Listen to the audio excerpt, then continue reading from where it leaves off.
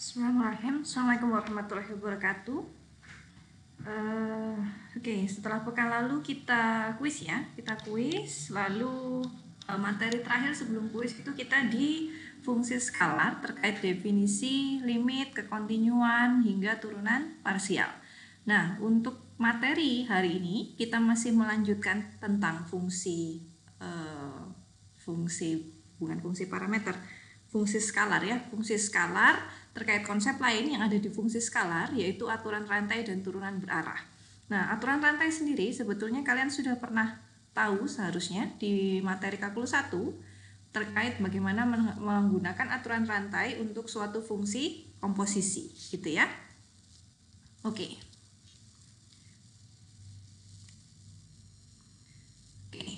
Aturan rantai untuk fungsi satu variabel. Jadi kalau saya punya Y, saya punya T gitu ya. T yang saya petakan ke fungsi XT gitu ya.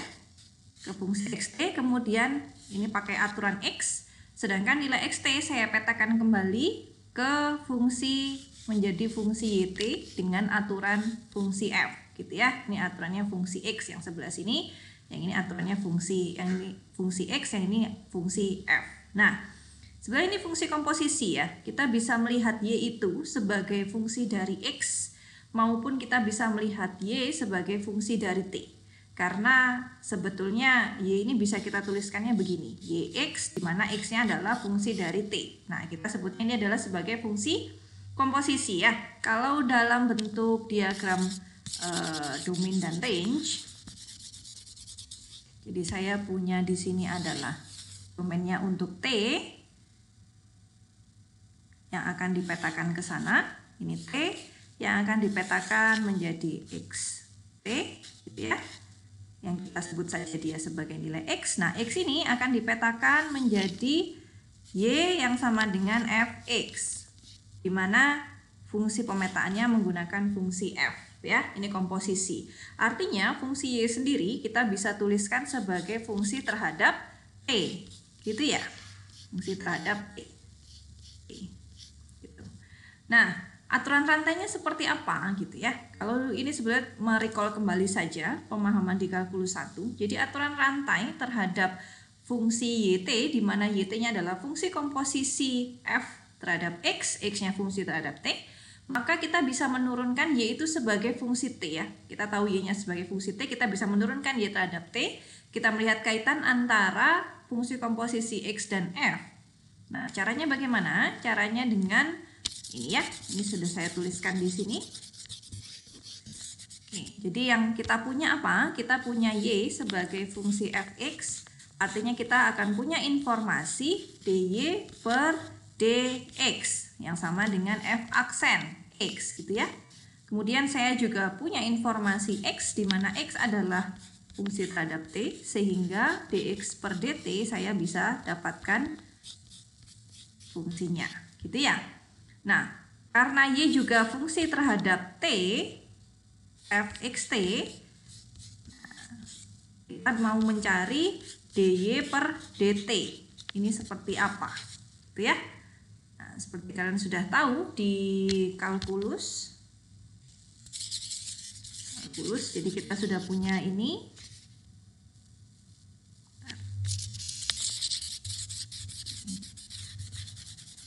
Jadi kita punya informasi terkait, yang kita tahu informasinya adalah dy per dx dan juga dx per dt. Kita punya informasi ini.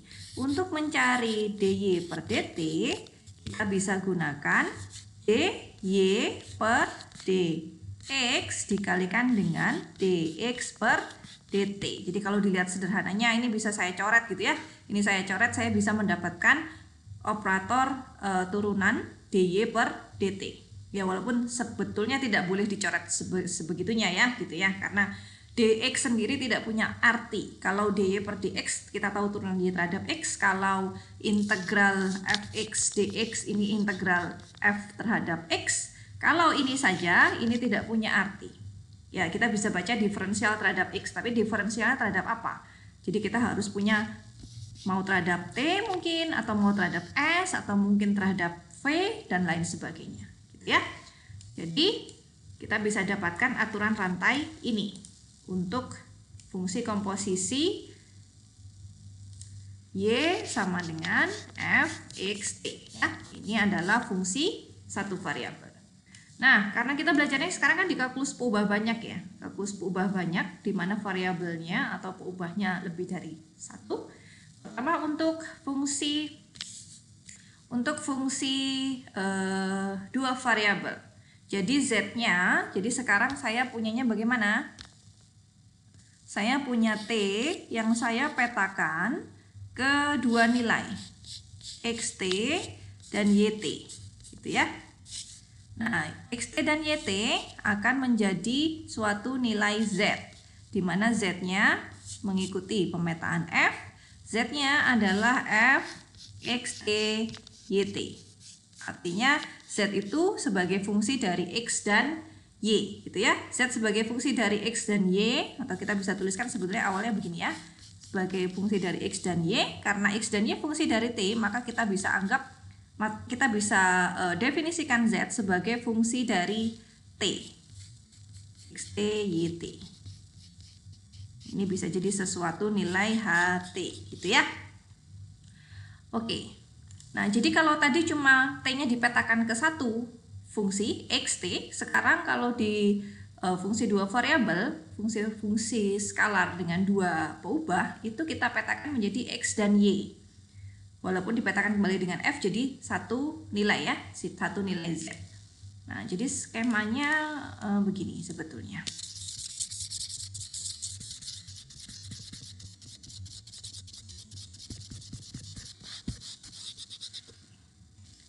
Jadi skemanya dari T itu kita petakan jadi dua, jadi xt dan yt.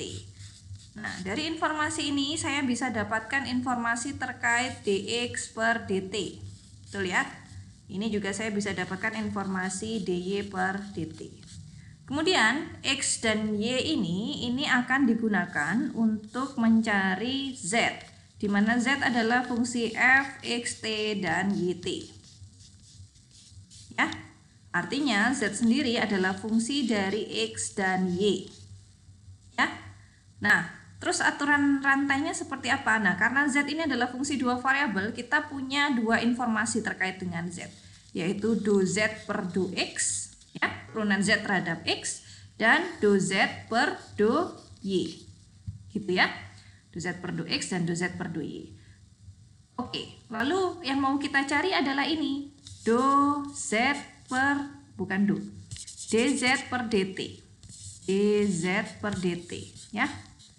Z-nya jadi Z-nya menjadi fungsi satu variabel terhadap t, tetapi fungsi dua variabel terhadap x dan y.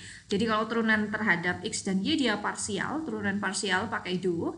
Kalau turunan terhadap t, karena t-nya satu variabel, jadi Z-nya merupakan fungsi satu variabel terhadap t, jadi operator turunannya pakai d, ya.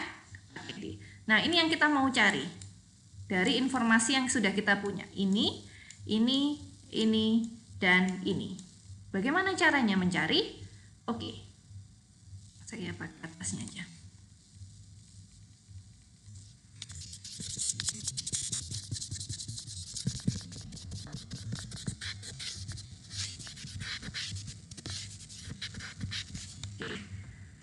Kalau dari fungsi satu variabel sebelumnya, kita bisa dapatkan ini ya, do z per do x, ya. Do z per do x itu sama dengan do z per do, ya, kita punya ini sih, sorry, do z per do t, bukan maksud saya. Jadi kita sekarang punya informasinya apa? Kita punya informasi tentang do z per do x, do z per do y, do x dx per dt, dx per dt, dan dy per dt. Oke? Do z per do x dikalikan dx per dt, saya akan punya do z per do t ya. do Z per do Y dikalikan dengan dy per dt, juga saya punya do Z per do T. Lalu yang betul yang mana? Ya, yang betul adalah keduanya ini. Ini akan membentuk turunan total dari dz per dt. Ya, jadi semua variabelnya berperan untuk mendapatkan dz per dt. Jadi yang ini turunan terhadap x, yang ini turunan terhadap y. Jangan lupa x-nya terhadap apa? Terhadap t, dan y-nya juga terhadap t. Dijumlahkan, beres. Kita bisa punya turunan atau turunan z terhadap t dengan menggunakan aturan rantai untuk fungsi 2 variabel. Nah, untuk fungsi 3 variabel bagaimana? Fungsi 3 variabel kurang lebih sama ya. Jadi oke. Jadi ini untuk 3 variabel x, y, dan z, artinya saya akan punya informasi dx per dt, dy per dt, dz per dt, dan do z per do u ya. Di sini pakainya u. Do u per do x, do u per do y, dan do u per do z.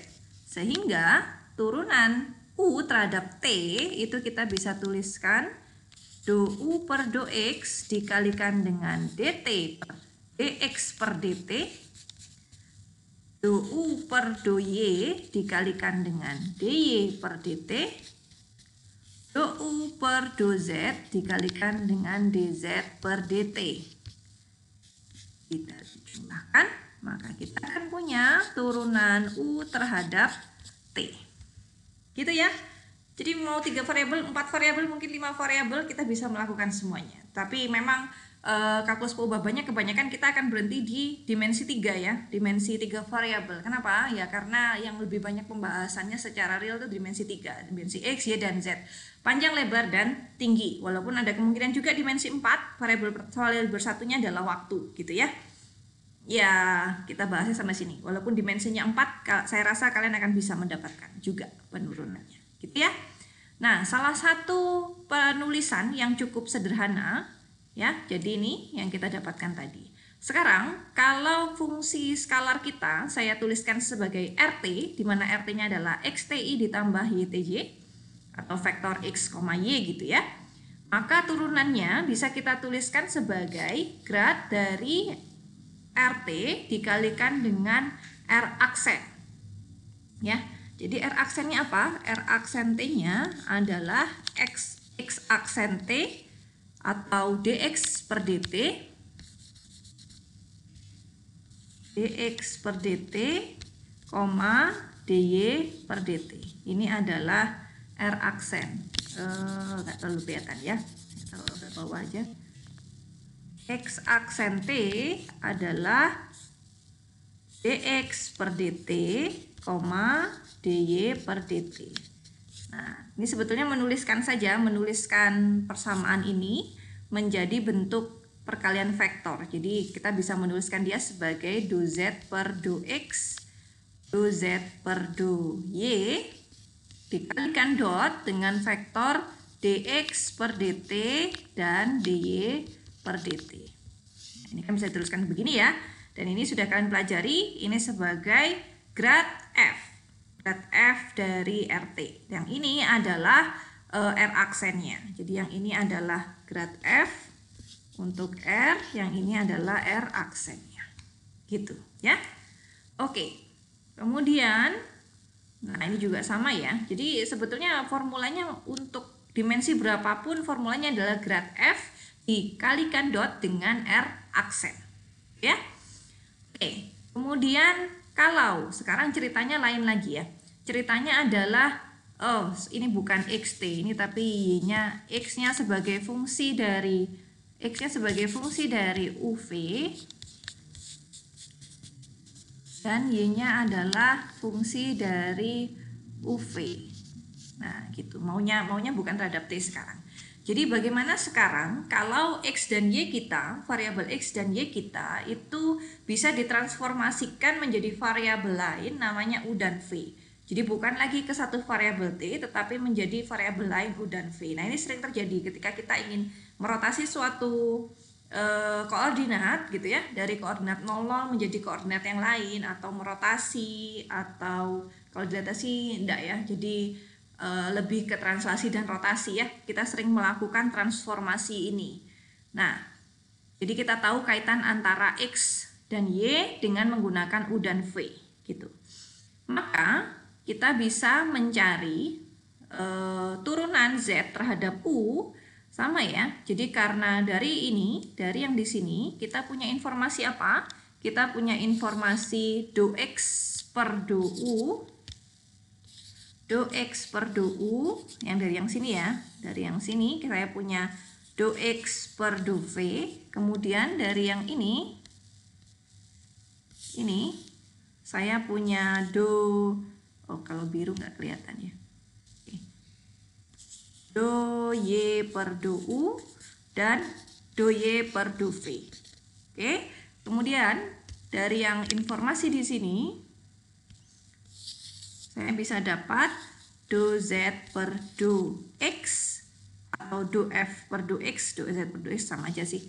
Do Z per do Y. Sehingga kalau saya mau mencari turunan do Z terhadap U, saya bisa gunakan do Z per do X yang ini dikalikan dengan do X per do U yang di sini, kemudian do Z per do Y yang di sini dikalikan dengan do Y per do U yang di sini. Itu ya. Dapatlah yang ini. Begitu juga similar untuk do Z per do V. Untuk do Z per do V,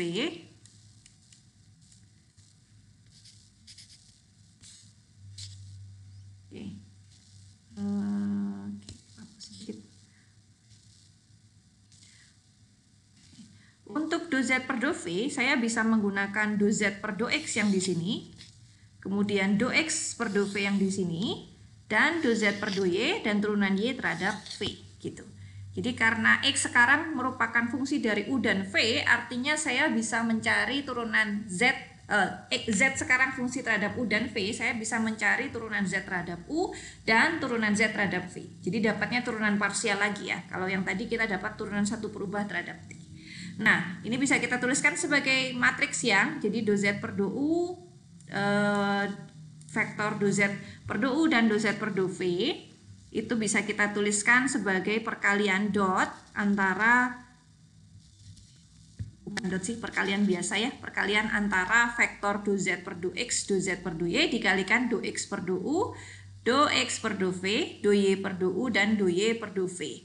Nah, ini akan sering kalian lihat ya. Jadi matriks yang ini,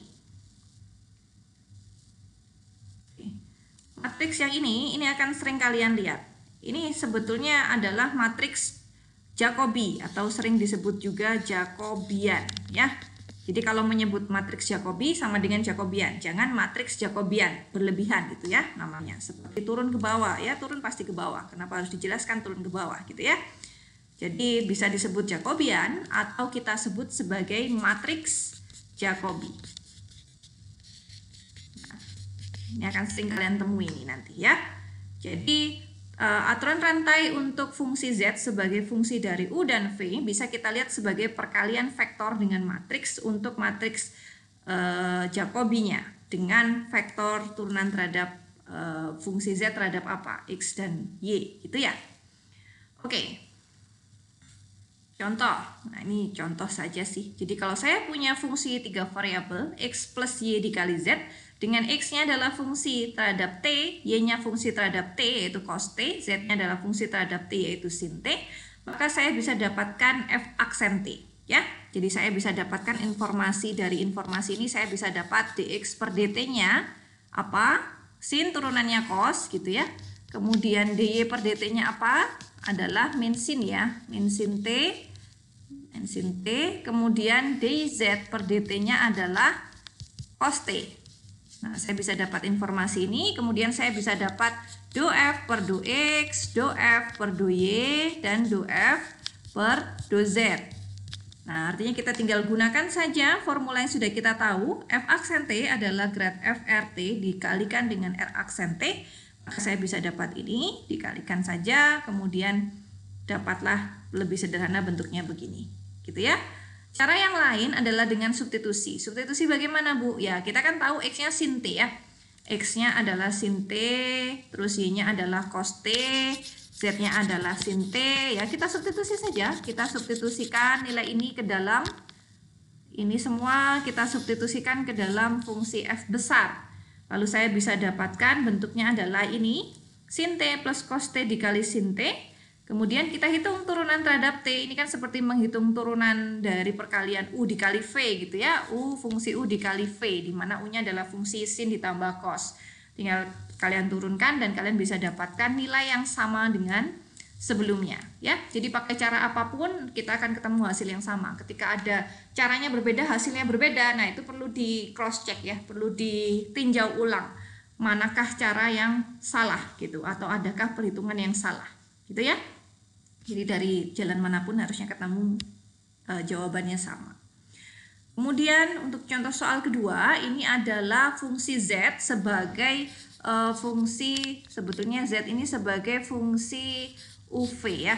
UV secara implisit, di mana fungsi G sendiri adalah fungsi komposisi F terhadap X dan Y gitu ya. Nah, sama caranya kita bisa pakai Jacobian yang tadi ya, kita bisa dapatkan ini ya. Kita bisa dapatkan aturan rantai ini seperti yang fungsi yang sudah saya jelaskan sebelumnya. Kemudian informasi dari yang ini kita bisa dapatkan persamaan 1 ya, keseluruhan persamaan 1 ini kita bisa dapatkan. Kemudian tinggal mensubstitusikan saja persamaan 1 ke persamaan ini, kemudian kita bisa dapat bentuk yang lebih sederhana di sini. Jadi bentuk do U per do X, do U per do Y, do V per do X, do V per do Y-nya hilang. Sudah digantikan dengan yang ada di persamaan 1 ya. Kemudian sehingga saya dapat nilai do Z per do X dan do Z per do Y. Tinggal dikalikan dan kita bisa buktikan bahwa benar ya. Benar. Do Z per do X, do Z per do Y dikalikan sama dengan do Z per do U kuadrat dikurangi do Z per do V kuadrat untuk V besarnya atau untuk fungsinya yang ini. Dan transformasi U dan V-nya yang ini. Gitu ya. Latihan soal ini bisa dicoba. Bisa dicoba-coba ya, bisa dicoba. Kemudian ini adalah turunan berarah. Nah, apa sebetulnya turunan berarah gitu ya?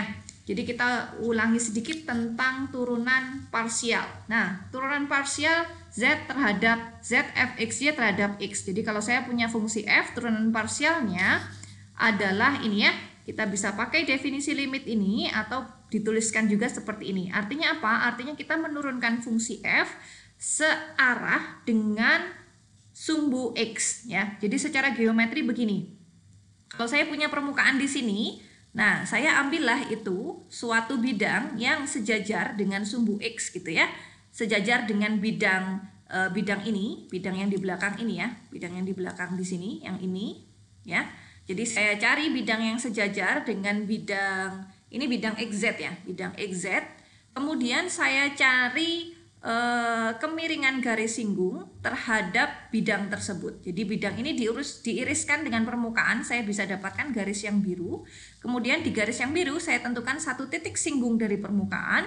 Titik singgung tersebut, dari titik singgung tersebut kita bisa dapatkan namanya garis singgung permukaan. Garis singgung permukaan yang berwarna merah. Nah, jadi turunan parsial terhadap X sebetulnya menyatakan garis singgung ya, garis singgung dari bidang yang sejajar dengan bidang XZ dan melewati permukaannya gitu ya, melewati permukaan atau titik singgungnya itu gitu ya. Begitu juga dengan turunan parsial terhadap Y. Turunan parsial terhadap Y artinya kita tarik bidangnya yang sejajar dengan bidang YZ. Bidang YZ. Nah, di sini bidang YZ lalu saya iriskan, saya akan menemukan irisannya yang warna biru ya. Irisan yang warna biru, titik singgungnya mau kita tentukan garis singgung yang melewati titik singgung P. Garis singgungnya adalah yang berwarna merah. Nah, menentukan kemiringan dari garis singgung itu kita bisa gunakan turunan parsial terhadap Y, gitu ya. Jadi kalau turunan parsial terhadap Y kita cari yang sejajar dengan sumbu Y, kalau turunan parsial terhadap X kita cari yang sejajar dengan sumbu X, gitu ya. Boleh tidak jika ada turunan yang arahnya lain gitu ya, selain X dan Y. Nah, itu yang kita sebut namanya dengan turunan berarah. Jadi turunan berarah adalah mengganti vektor satuan I dan J. Jadi ini turunan terhadap X, ini adalah sumbu, ini vektor satuan untuk sumbu X, ini vektor satuan untuk sumbu Y ya. Pada definisi turunan parsial dengan vektor satuan sembarang U. Jadi saya maunya mengganti turunan parsial yang di sini bukan terhadap I dan ini juga bukan terhadap J, tapi saya mau dia terhadap suatu vektor sembarang. Oke, jadi itu idenya ya, dikembangkan menjadi turunan berarah. Nah, kalau yang tadi itu turunan terhadap X dan Y, kalau kita potong itu kan kita dapat titik singgung di sini, ini turunan terhadap X, ini turunan terhadap Y. Artinya terhadap titik singgung di sini kita bisa dapatkan resultan turunannya ya. Kalau X-nya arahnya ke bawah, Y-nya juga arahnya ke bawah, maka saya bisa dapat gradiennya kok nggak lurus ya. Maka saya bisa dapat gradiennya yang ke sana gitu ya. Kalau vektornya ternyata ini arahnya ke bawah, yang ini arahnya ke atas, maka saya bisa dapat gradiennya yang ke sana. Gitu, seperti resultan vektor biasa, ya. Atau satu lagi, kalau satunya ke atas dan satunya ke atas, maka saya bisa dapat arahnya yang ke sana. Ini kalau patokan kita adalah turunan parsial terhadap X dan turunan parsial terhadap Y. Nah, kalau turunan parsial berarah, artinya kita mau cari tangan lainnya yang warna pink ini loh. Ya, jadi kita mau cari bidang singgungnya itu tidak sejajar X dan juga tidak sejajar Y, tapi agak miring ya, ini agak miring ke sana, kemiringannya ke sana. Nah, ini kita mau cari garis singgung ini yang berwarna pink ini, yang melewati titik singgung warna biru. Nah, ini yang kita sebut sebagai turunan berarah. Maunya arahnya ke sebelah mana? Arah itu ditentukan oleh ini yang pink ini ya. Jadi mau arah turunannya kemana? Kalau turunannya ke sana, kita bisa lihat dari permukaan yang berwarna biru. Kalau arahnya ke sana, dia akan semakin naik ya. Nilainya akan semakin naik. Nah, besar nilainya ini bisa kita hitung menggunakan turunan berarah. Kalau arahnya sebaliknya, ini arah vektornya misalkan ke sana, maka dia akan semakin turun. Nah, turunnya sebesar apa? Searah dengan vektor ini kita bisa hitung dengan turunan berarah. Gitu ya, itu idenya. Jadi definisinya kita mengganti I dan J tadi menggunakan suatu vektor U sembarang gitu ya. Jadi turunan berarah juga berlaku untuk vektor satuan tentunya I dan J tadi. Ya. Oke. Kemudian cara menghitungnya bagaimana? Cara menghitungnya bisa diikuti sih sebetulnya ini ya, bisa diikuti. Jadi do F per do U berarti ditambah U dan V di setiap komponennya. Kemudian kita punya misalkan G-nya sebagai fungsi f x t plus U, Y plus V, G0-nya X, Y. Artinya saya menghitung turunan F, turunan parsial F terhadap U itu seperti menghitung limit H mendekati 0 untuk fungsi G, H dikurangi G di 0 dibagi dengan H yang sama dengan G aksen 0 gitu ya. Kemudian saya akan definisikan saja R-nya sebagai X plus TU dan S-nya adalah Y plus TV. Jadi ini saya sebut sebagai R, ini saya sebut sebagai S gitu ya. S, maka saya punya ini ya. Saya punya dr per dt sama dengan U dan ds per dt sama dengan V. Sehingga saya bisa dapatkan vektor dr per dt dan ds per dt sebagai U, V yang kita sebut sebagai vektor arah, yaitu U bold. Kalau bold ini artinya vektor ya, bedakan dengan U yang tidak bold. Itu yang tebal itu vektor, yang tidak tebal itu variabelnya. Kemudian kita bisa implementasikan aturan rantai yang sudah kita ketahui sebelumnya sehingga saya dapatkan G aksen T di mana sama dengan grad F dikalikan dengan vektor U dan bisa saya dapatkan turunan berarah dari F terhadap vektor U adalah grad F dikalikan dengan U. Ya, dapat ya. Ini dievaluasi di gitu ya. Oke, jadi teoremanya adalah seperti ini. Jadi nilai terbesarnya dicapai kapan? Yaitu ketika ini kan perkalian dot ya. Perkalian dot itu sama dengan grad dari F dikalikan dengan grad norm dari F dikalikan dengan norm dari U. Ini adalah grad F dikalikan U gitu ya. Nah, ini sama dengan grad F dikalikan dot dengan U sama dengan norm grad F dikalikan dengan norm U cos theta gitu ya. Sedangkan cos theta kita tahu nilai maksimumnya 1, nilai minimumnya min 1. Jadi nilai terbesarnya diperoleh ketika nilai ini adalah 1. Nilai 1 itu diperoleh ketika U-nya vektor satuan ya. Kalau U-nya vektor satuan maka saya bisa dapatkan grad F 1. Oh ya, ini sama dengan 1 ya. Ini satunya di sini. Satunya di sini, ini mencapai maksimumnya di nilai ini. Gitu. Ya. Oke. Ya, jadi nilai minimumnya juga 0 ya. Nilai minimumnya 0, sedangkan nilai terbesarnya adalah ketika ini bernilai 1, artinya nilai grad F dibagikan dengan norm itu sama dengan, jadi ini maunya kan cos 1 itu nilainya ketika 0 derajat katakan ya. 0 derajat saya punya grad F dikalikan dengan U, maka saya punya U-nya adalah U